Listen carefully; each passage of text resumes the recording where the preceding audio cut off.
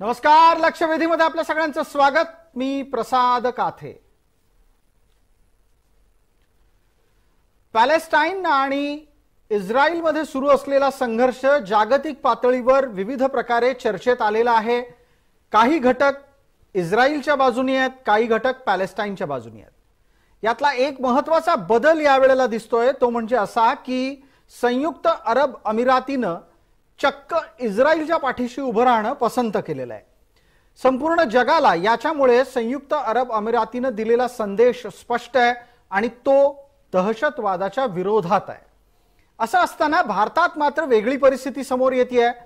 भारत सरकारनं इस्रायलवर झालेल्या हल्ल्याचा निषेध केलाय आणि या निमित्तानं इस्रायलच्या पाठीशी भारत सरकार उभं आहे असं ठामपणे सांगितलंय. हे जरी घडत असलं तरी पण भारतातला आत्ताच्या घडीला किमान आजच्या दिवशी तरी प्रमुख विरोधी पक्ष म्हणून ज्यांना ओळखलं जातं त्या काँग्रेसच्या कार्यकारिणीनं वेगळी भूमिका घेतली आहे. पॅलेस्टाईनचा आजवरचा लढा हा समर्थनीय आहे इतकी थेट भूमिका घेत पॅलेस्टाईनच्या मार्फत इस्रायलवर झालेल्या हल्ल्याचंच एक प्रकारे समर्थन केलंय. भारत सरकारच्याकडून करण्यात आलेल्या भूमिकेचा विरोध करण्याची गरज काँग्रेसला का वाटतेय? यातून काँग्रेस मुस्लिम राजकारणाच्या निमित्तानं लांगुल चालनाचा नवा डाव टाकतंय का? आणि जर तसं करत असेल तर ही भूमिका राष्ट्राला विरोध करणारी आहे का? गेली अनेक वर्ष जेव्हा काँग्रेस सत्तेत होती तेव्हा काँग्रेसनं कधीच इस्रायल सोबत आपले संबंध टिकवले नाहीत, न ठेवले नाहीत, न वाढवले. याच्या उलट पॅलेस्टाईनच्या पाठीशी काँग्रेसची सरकारं उभी राहिलेली दिसली. यासर अराफात आणि इंदिरा गांधींमधला संवाद इतिहासात डोकावल्यावर अनेकांना आठवू शकतो. पण आता परिस्थिती बदलली आहे आणि केवळ आपण सत्तेत नाही, जे सत्तेत आहेत त्यांच्या विरोधातली भूमिका घ्यायची म्हणून चक्क आणि चक्क थेट आणि थेट दहशतवाद्यांच्या पाठीशी उभं राहण्याची भूमिका काँग्रेस घेत असेल तर त्याचा जनमानसामध्ये काय परिणाम होईल या आणि अशा विविध मुद्द्यांसह आजच्या लक्षवेधीत आपल्या सोबत चर्चेला असलेल्या मान्यवरांचा मी आपल्याला पटकन परिचय करून देतो. आपल्या सोबत भारतीय जनता पार्टीच्या कडून धर्मपाल मेश्राम आहेत, आपल्या सोबत काँग्रेसकडून सुरेशचंद्र राजहंस आहेत आणि आपल्या सोबत निवृत्त कर्नल अभय पटवर्धन आहेत. सर्व मान्यवरांचं या चर्चेमध्ये स्वागत. माझा पहिला प्रश्न पटवर्धन सरांना आहे. अभयजी, आपण ज्या वेळेला ऐकता की एका अतिरेकी संघटनेनं दुसऱ्या देशावर हल्ला केलेला आहे आणि त्या हल्ल्यात अनेक निरपराधांचा बळी जातोय, त्यावेळेला स्वाभाविकरित्या कोणाच्या पाठीशी उभं राहावं असं सामान्य माणूस म्हणून वाटतं? पीडिताच्या का पीडणाऱ्याच्या? पीडिताच्या पाठीने उभं राहायला पाहिजे यामध्ये शंकाच नाही आहे काही. पण आपल्या इकडे काय झालेलं आहे मलाही कळत नाही आहे. विनाशकाले विपरीत बुद्धी असं जे म्हणतात ते आता झालेलं आहे. दुसरी गोष्ट म्हणजे G20ची जी कॉन्फरन्स झाली ज्याच्यामध्ये India middle east Europe corridor स्थापन करण्याचा करार झालेला आहे. त्यामध्ये युनायटेड एमिरात सुद्धा सामील आहे आणि त्याच्यामध्ये चायना नाही आहे, रशिया नाही आहे. त्यामुळे या लोकांना जे दुःख झालेलं आहे किंवा आपल्या इथल्या विरोधी पक्षांनाही जे दुःख झालेलं आहे त्याचा हा परिणाम असावा असं माझं मत आहे. तुम्ही की ज्या पद्धतीनं भारतानं एक एक पाऊल राष्ट्रीय पातळीवर यशस्वीरित्या टाकलं त्याचा वेगळा परिणाम जणू काही आता दिसत आहे की काय? ताज्या घडामोडींमध्ये भारताचे पंतप्रधान नरेंद्र मोदी आणि इस्रायलचे प्रमुख बेंजामिन नेत्यानाहू यांच्यात संवाद झाला. भारतानं इस्रायलला धीर देण्याचा प्रयत्न केला, कठोर भूमिका आत्ता झालेल्या दहशतवादी हल्ल्याच्या प्रती व्यक्त केली आणि त्यानंतर इस्रायलने सांगितलं की नरेंद्र मोदींच्याकडून आशावादाचे 4 शब्द मिळणं हा खूपच आधार आहे. ज्या वेळेला भारताच्या पंतप्रधानाच्या बाबतीत आंतरराष्ट्रीय पातळीवर अशी भूमिका व्यक्त होत असते तेव्हा धर्मपाल मेश्राम, काँग्रेसच्या पोटात दुखतं का? निश्चितपणानं प्रसादजी, हे लक्षात घ्या की एखाद्या राष्ट्राच्या सार्वभौमत्वावरचा हल्ला, त्याच्या स्वतंत्रतेवरचा हल्ला, याचं समर्थन काँग्रेसनं या माध्यमातून केलेलं नाही काय? तर निश्चितपणानं हे अधोरेखित झालं. आज या जगाच्याही परिप्रेक्षात जगाच्या सगळ्या अभ्यासकांच्या पुढे निश्चित झालं की काँग्रेसनं पॅलेस्टिनी सारख्या दहशतवादी संघटनेला समर्थन दिलं की काय, अशाच पद्धतीचा विषय आज जगाच्या पुढे आलेला आहे. त्यांनी भारत सरकार आणि भारतीय जनता पक्षाचा विरोध एवढ्या टोकापर्यंत नेला की ते भारतातले घटक आहेत हेच विरोधी पक्ष विसरलेला आहे. आणि त्यामुळं अशा विचित्र परिस्थितीमध्ये पॅलेस्टाईनने जो हल्ला इस्रायलवरती केलेला आहे, इस्रायलच्या पाठीशी किंवा तिथल्या जनसंख्येच्या पाठीशी न राहता त्यांनी अनपेक्षितपणे पॅलेस्टाईनी हल्लेखोरांचं समर्थनच केलेलं आहे. आणि त्यामुळं भारताच्या देखील विदेश नीतीला अशा त्यांच्या या चुकीच्या कृतीमुळे धक्का बसण्याची शक्यता प्रसादजी नाकारता येत नाही. एवढं गंभीर पद्धतीचं स्टेटमेंट मला आता आज येथे दुर्दैवाने करावं लागत आहे. बिलकुल बिलकुल मी या चर्चेला पुढे नेतो. आपल्यासोबत काँग्रेसचे प्रवक्ते आहेत, त्यांची भूमिका पण आपल्याला लक्षात घ्यायची आहे, ऐकायची आहे. मी त्यांच्यासाठीचा वेळ सुरू करतोय. राजहंसजी, आपल्यासाठी पूर्ण 1.5 मिनिट आहे. कोणी तुम्हाला असे सल्ले दिले की पॅलेस्टाईनच्या भूमिकेचं समर्थन करावं? तुम्हाला कदाचित माहिती असेल नसेल, काँग्रेस वर्किंग कमिटीच्या कडून जो ठराव करण्यात आला कार्यकारिणीतून, तो ठराव मी वाचून दाखवतो. माझ्याकडे हिंदीतली त्यांची प्रेस नोट आहे. त्यात असं म्हटलं गेलेलं आहे की कांग्रेस कार्यकारिणी मिडल ईस्ट में छिड़े युद्ध और 1000 से अधिक लोगों के मारे जाने पर गहरा दुख और पीड़ा व्यक्त करती है. कांग्रेस कार्यकारिणी फिलिस्तीनी लोगों के जमीन, स्वशासन और आत्मसम्मान एवं गरिमा के साथ जीवन के अधिकारों के लिए अपने दीर्घकालिक समर्थन को दोहराती है. राजहंस जी, काही गरज आहे आता अशा प्रकारची भूमिका घ्यायची? नाही, तर आपण ना या काल काँग्रेस पक्षाची जी वर्किंग कमिटीची बैठक झाली, त्या बैठकीमध्ये आपण जो ठराव वाचून दाखवताय त्यासोबत आणखी काही गोष्टी त्या ठिकाणी चर्चा केली गेली. सर्वप्रथम हमास या दहशतवादी गटाने इस्रायलवर केलेल्या हल्ल्याचा त्या ठिकाणी निषेध करण्यात आला. एवढंच नाही तर त्या ठिकाणी सातत्यानं ज्या दहशतवादी हल्ले होत आहेत या हल्ल्याचं काँग्रेसनं कधीही समर्थन केलेलं नाही. या संपूर्ण घटनेचा त्यांनी निषेध केलेला आहे. परंतु हे सर्व करत असताना आता ज्या पद्धतीनं भारतीय जनता पार्टीचे प्रवक्ते मेश्रामजी म्हणतायत की मोदीजींनी एक भूमिका घेतली, त्या भूमिकेला विरोध करायचा म्हणून पॅलेस्टिनींच्या संबंधित काँग्रेसने ही भूमिका घेतली. परंतु आपण जर भूतकाळात जाऊन जर पाहिलं, काँग्रेस सत्तेमध्ये असताना आणि विरोधी पक्षात असताना सुद्धा काँग्रेसची सातत्याने हीच भूमिका राहिलेली आहे. काँग्रेसनं तुम्ही जे आता स्टेटमेंट वाचून दाखवलं त्या स्टेटमेंटनुसार काँग्रेसच्या भूमिका आहे की ज्या ज्या ठिकाणी मानवी हक्काचा प्रश्न येईल त्या ठिकाणी काँग्रेस त्या पीडितांच्या सोबत खंबीरपणे उभं राहणार. अगदी अगदी फार चांगलं बोललात राजहंसजी. माझ्याकडून तुमचं खूप कौतुक आहे. आता माझ्याकडे ना हे 3 कागद आहेत, 1, 2 आणि 3. या 3 कागदांमध्ये मला हमासचा ह कुठेही दिसत नाही. आणि जर तुम्हाला हमासचा निषेध करायचा आहे तर या प्रकारच्या तुमच्या कागदपत्रांमध्ये तसं लिहिलेलं कुठं का सापडत नाही. उलट तुम्ही काय म्हणता आहात ते वाचून दाखवा की सगळं परत एकदा. तुम्ही असं म्हणताय की फिलिस्तीनी लोगों के जमीन, स्वशासन और आत्मसम्मान एवं गरिमा के साथ जीवन के अधिकारों के लिए अपने दीर्घकालिक समर्थन को दोहराती है. पॅलेस्टाईनला तुम्ही वारंवार समर्थन दिलेलं आहे, हे लपून नाही राहिलेलं. आणि आता जर समजा तुम्हाला अशा प्रकारची भूमिका घ्यायचीच आहे तर थेट नावं घेऊन निषेध का नाही नोंदवत? बघा कातेजी, हॅलो, बिलकुल बोला, आवाज अतिशय नीट येतोय, बोला. हा कातेजी, काँग्रेसनं ना सातत्यानं या दहशतवादी हल्ल्याचा निषेध केलेला आहे आणि आपण याला कुठेतरी राजकीय रंग देऊन की बाबा काहीतरी मोदींच्या विरोधामध्ये काँग्रेस अशी भूमिका घेते असं याला रंग देण्यात मला असं वाटतंय की यात कुठलंही कारण नाहीये. काँग्रेसनं आपण भूतकाळात, मी पुन्हा सांगतोय की काँग्रेसने आपण भूतकाळातही जाऊन जेव्हा सत्तेमध्ये होते आणि आज विरोधी पक्षामध्ये आहेत, सातत्यानं काँग्रेसनं त्या ठिकाणी जे पॅलेस्टीन लोकांवर जे अन्याय झालेले आहेत, त्यांच्यावर जे अत्याचार झालेले आहेत, त्यांच्या जमिनी बळकावलेल्या आहेत, या सर्व गोष्टीचा विरोध करून त्यांच्या समर्थनार्थ काँग्रेसनं भूमिका घेतलेली आहे. कोणी कोणाच्या जमिनी बळकावल्या, कोणी कोणावर अत्याचार केले हे पण एकदा सांगून टाका, म्हणजे काँग्रेसचा या विषयावरचा अभ्यास किती पक्का आहे तेही कळून जाईल जनतेला. हॅलो, बिलकुल आपल्यालाच विचारलं राजहंसजी, प्रश्न पोहोचला असेल माझा. आपण जी हॅलो, बोला.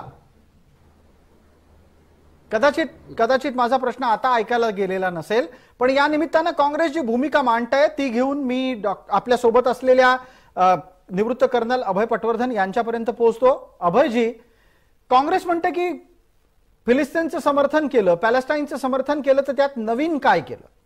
काँग्रेस वारंवार पॅलेस्टाईनच्या पाठीशी का राहिली आहे याचं उत्तर कोण शोधणार? आणि तुमच्याकडे इतका दीर्घ लष्करातल्या कामाचा अनुभव आहे आणि त्या निमित्तानं भारतीय राजकारणाचा अभ्यास सुद्धा आहे. एकदा तुम्ही प्रेक्षकांपर्यंत ही भूमिका पोहोचवावी की काँग्रेस इतकी वर्ष पॅलेस्टाईनचं समर्थन का करते? काँग्रेस जे समर्थन करतं पॅलेस्टाईनचं किंवा अरब देशांचं ते अतिशय जुन्या काळापासून करताय. नेहरूंच्या वेळेला सुद्धा होतं, इंदिरा गांधींच्या वेळेला इजिप्तचं समर्थन आपण करायचो, त्याच्यानंतर पॅलेस्टाईनचं समर्थन आपण केलं. यासेर अराफात हे इंदिरा गांधींचे स्वतःचे मित्र होते, त्यांच्याबरोबर त्यांच्या अनेक घडामोडी झालेल्या आहेत. पंडित नेहरूंना इजिप्त आणि पॅलेस्टाईन पाहिजे होतं कारण त्यांना नॉन अलाइन्ड मुवमेंटमध्ये त्यांचा सहभाग पाहिजे होता. कदाचित मोठ्या पुरस्काराची सुद्धा त्यांना त्यामागे आशा होती किंवा असावी. हा सब्जेक्ट नाही आजचा, पण तरी हे एक कारण आहे. दुसरं म्हणजे जे ऑइल आपल्याकडे येतं ते अरब देशांपासून त्यावेळेला यायचं, त्यामुळे कदाचित त्याकरता काँग्रेस त्यांना नावाजत असेल असं मला वाटतं. पण या वेळेला मात्र त्यांनी असं करू नये.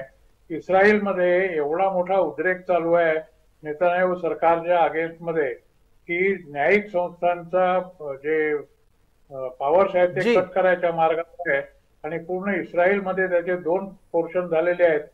पण आजच्या घडीला इस्रायलचा कुठलेही जे निवृत्त सैनिक आहेत किंवा नागरिक आहेत किंवा विपक्ष आहे हा सरकारच्या विरुद्ध बोलत नाही आहे.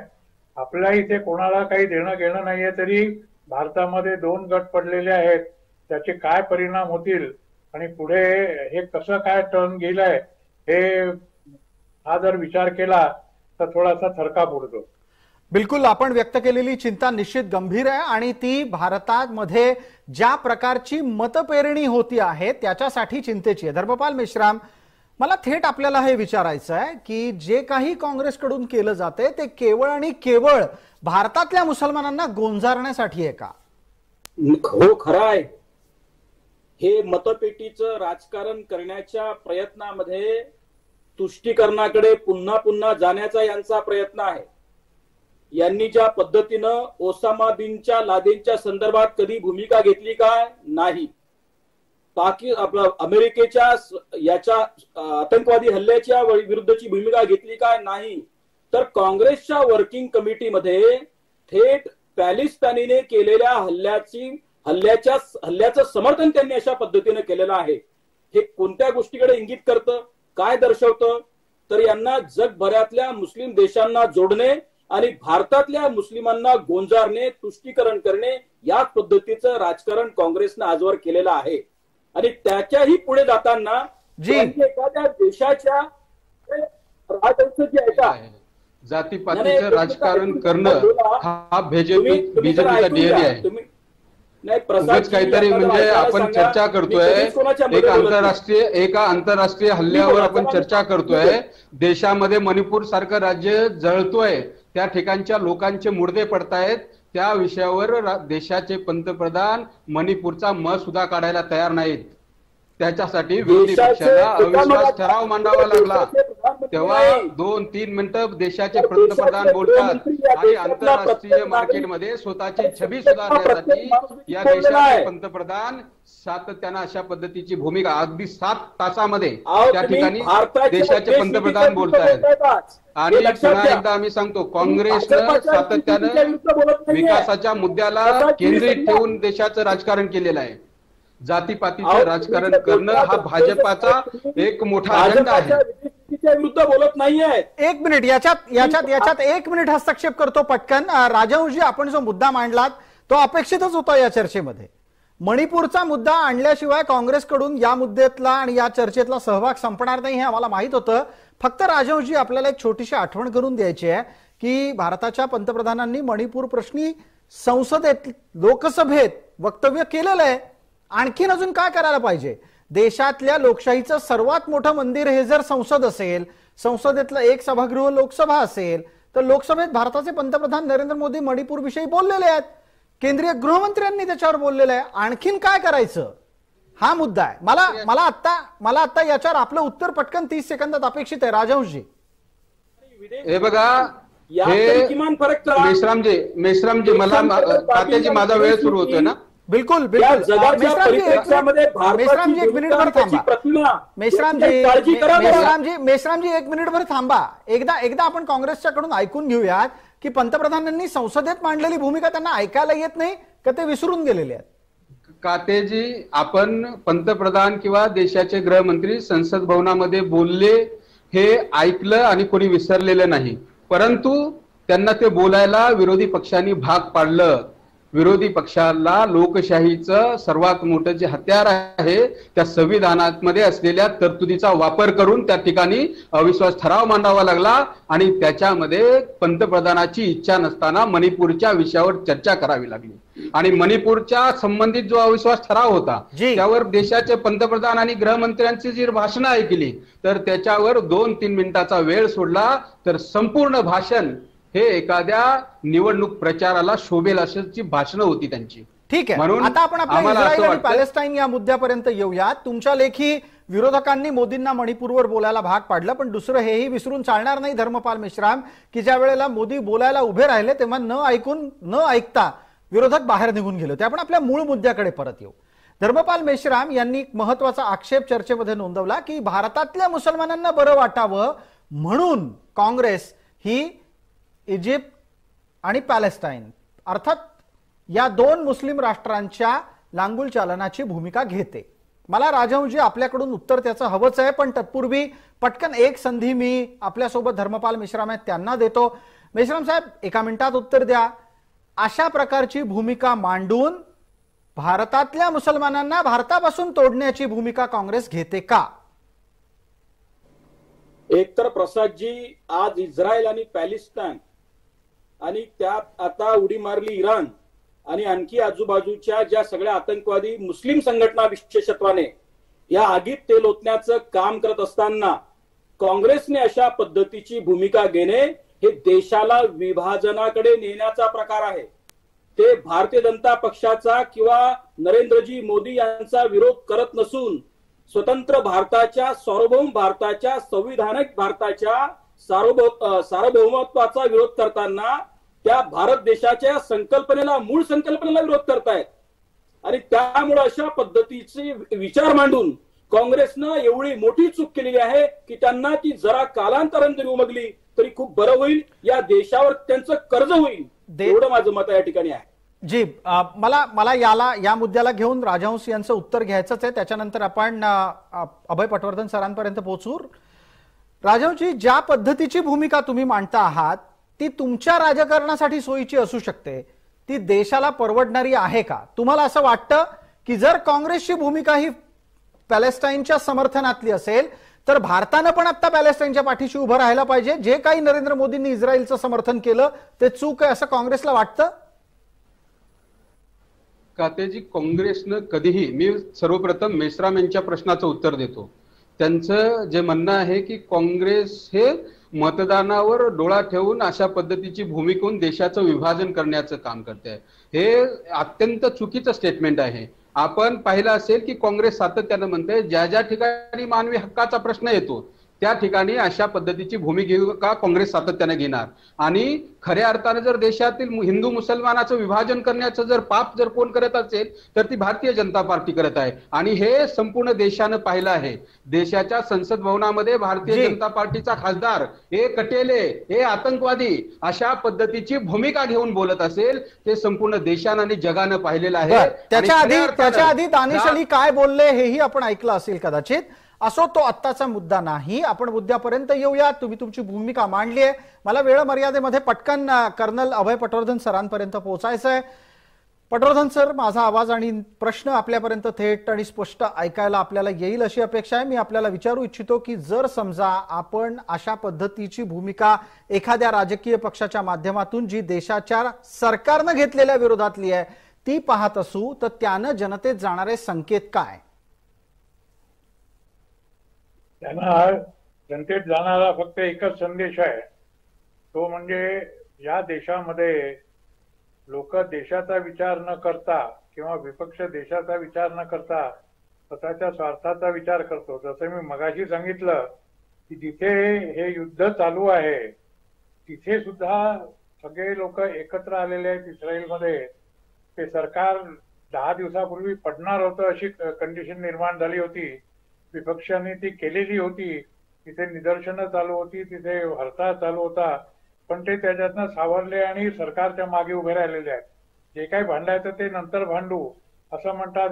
आपल्या देशामध्ये मात्र जिथे काही देणं घेणं नाही आहे अशा प्रश्नाबद्दल विभाजन होत आहे आणि ते विभाजन जर स्वार्थापोटी होत असेल तर त्याच्यासारखी लाजिरवाणी गोष्ट दुसरी नाही, ते माझं स्पष्ट मत आहे. बिलकुल. या मुद्द्यावर जेव्हा एखादा लष्करी अधिकारी बोलतो तेव्हा ते अधिक गांभीर्यानं ऐकण्यासारखं असतं आणि ते गांभीर्यानं घेण्यासारखं सुद्धा असतं.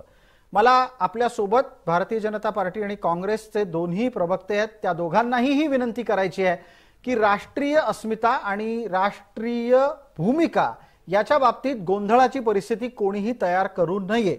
भारतीय जनता पार्टीच्याकडून तशा प्रकारची अपेक्षा नाही, काँग्रेसकडूनही तशा प्रकारची अपेक्षा नाही.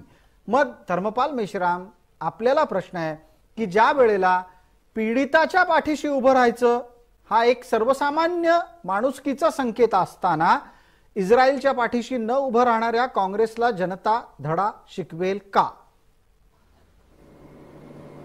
प्रसादजी, जनतेने काँग्रेसला धडा शिकवायचा आहे की नाही ते जनतेने ठरवायचं. ते आम्ही जनतेवर सोडू. या देशाच्या लोकशाहीनं आणि संविधानानं जनतेला तो अधिकार दिलेला आहे.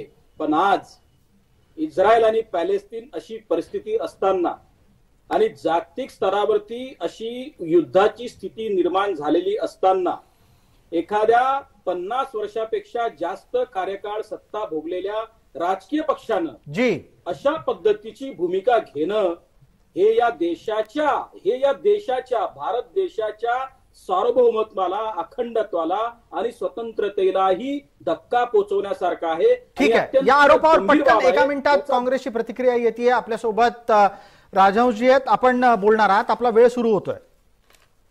कातेजी, या भूमिकेच्या संबंधित जर भारतीय जनता पार्टीच्या प्रवक्त्यांना असे वाटत असेल की येणाऱ्या निवडणुकीमध्ये जनता काँग्रेसला धडा शिकवेल, तर त्यांचं ते मत किंवा त्यांचा तो भ्रम आहे तो साफ खोटा आहे. कारण कारण कारण कारण कारण कारण की जनता हे जनतेला या देशाचा हित, देशाचे जे प्रश्न आहेत, देशातल्या गरीब माणसाचे जे प्रश्न आहेत, देशातली सामाजिक सलोखा बिघडत चाललेला आहे. देशाच्या संसद भवनामध्ये निवडून दिलेले भारतीय जनता पार्टीचे लोकप्रतिनिधी लोकांना जात आणि त्यांच्या धर्मावरून अतिशय स्तराला जाऊन बोलत आहेत. त्यामुळं ज्या सरकारनं भाजपा हे देश हिताचे निर्णय घेण्यापेक्षा आंतरराष्ट्रीय स्तरावर आपली छबी सुधारण्यासाठी नको ते स्टेटमेंट करून उगाच काहीतरी हे करून काँग्रेसला बदनाम करत आहे. मला असं वाटतंय की येणाऱ्या काळामध्ये देशातल्या ह्या जनतेनं ओळखलेलं आहे. ठीक आहे. आणि जनता नक्कीच त्यांना धडा शिकवल्याशिवाय राहणार नाही. ठीक आहे. आपण सर्व मान्यवर या चर्चेत सहभागी झाला त्याबद्दल आपले मनपूर्वक आभार. वेळ मर्यादेपोटी या चर्चेला आपण इथेच अल्पविराम देतोय. लक्षवेधीच्या या चर्चेत तूर्तास इतकंच. सर्व प्रेक्षकांना जय महाराष्ट्र.